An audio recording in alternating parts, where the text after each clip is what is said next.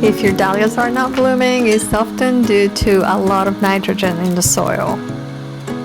Other times it's just a lot of hidden things that may be causing it.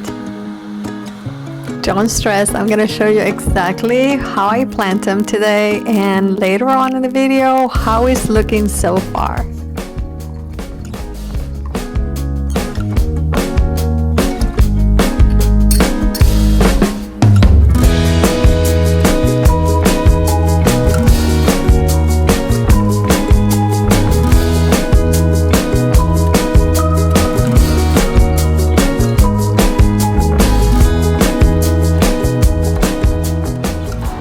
These from the garden. So pretty, that pearl white sunflower.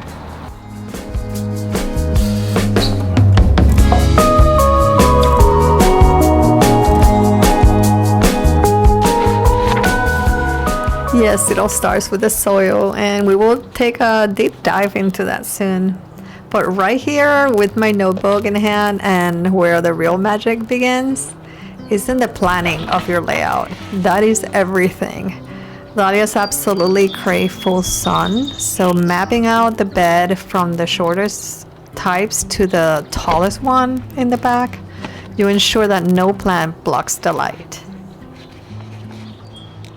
This might seem like a small detail, but it is exactly how you get the most blooms. I'm not that picky when it comes to the spacing of the dahlias. It doesn't worry me as much as the height planning to maximize the flowers. It is just super critical to the vital airflow they need. I learned this absolutely the hard way because one year I had so much powdery mildew that it made the whole experience pretty miserable. That little breeze and the full sun is the best defense to prevent this and not ruin the beautiful blooms. So plan your space right. If you don't start right, it's not gonna go well. Your garden will definitely reward you for that. I will link a video below showing how I start my dahlias indoors. They really do thrive and it's so much better. You get great root growth, and now they have a little of a head start to being planted outdoors.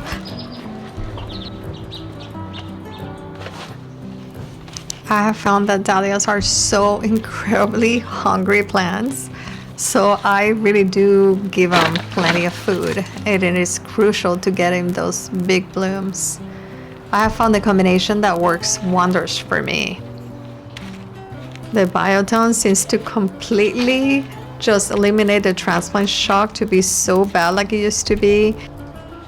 When I drop the tuber in the ground, I add biotone right at the root zone. I follow that on the top with flower tone. The combination seems to do really, really good for my flowers.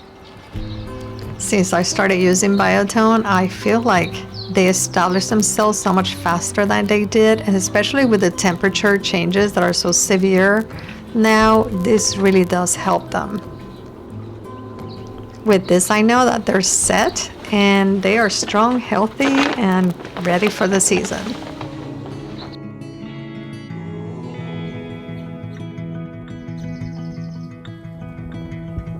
I'm leaving the most important one for right at the end, and that is the soil. If your soil is not right, no matter what you do, it's just not gonna thrive. Your dahlias are not gonna bloom as much. I think of everything that I've done, which have taken me years, but it doesn't have to take years, is take care of the soil in this bed. It has made a huge difference on how my dahlias grow and how they bloom consistently.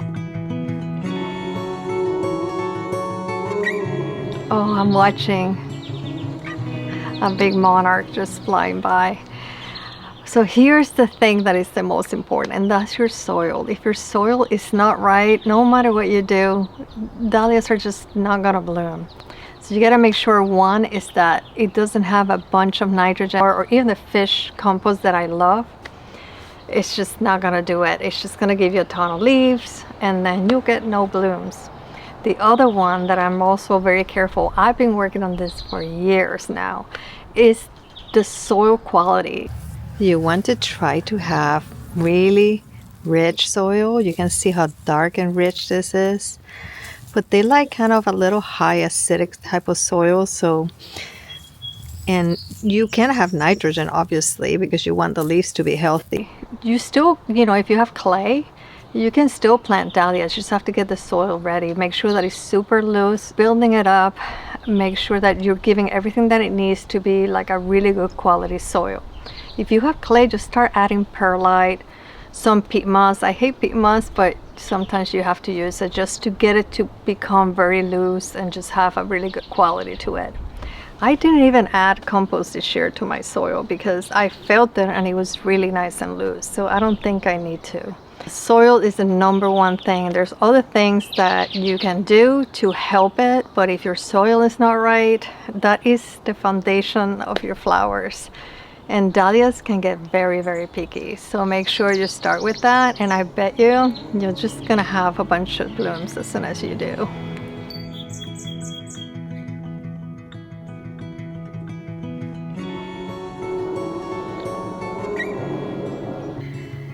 If you add too much of something that holds the water into the roots of the dahlia, they are going to hate it. They do not like wet feet.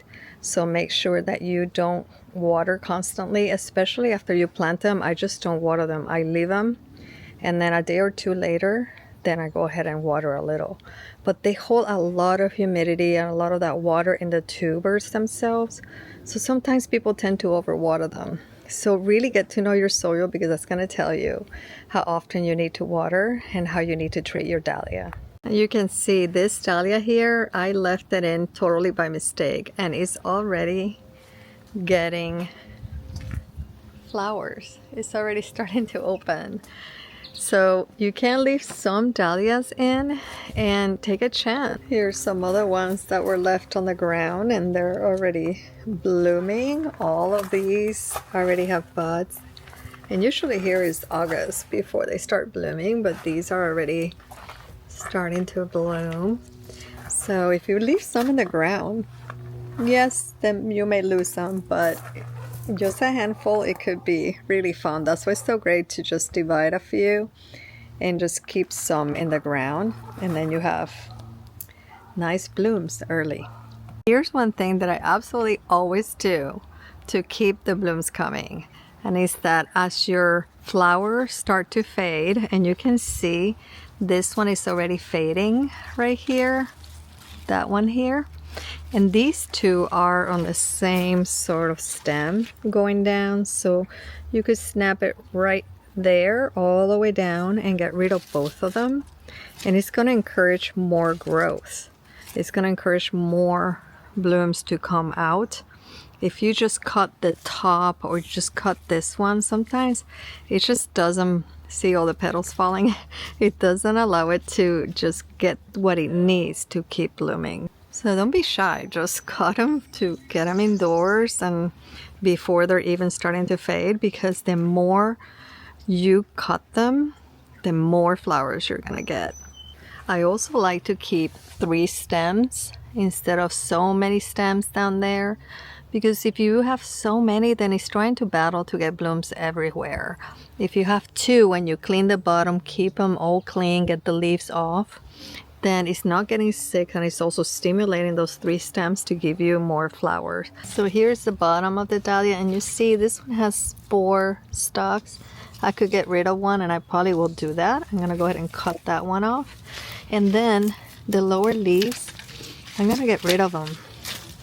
One, it will be better for keeping up with any of the snails or slugs. Anything that's coming out new, I take out. This will also prevent the plant from getting powdery mildew. Oh, sorry, I almost spelled that out. So that will help. I'm gonna be cutting this one down, and that gives me 4 stalks.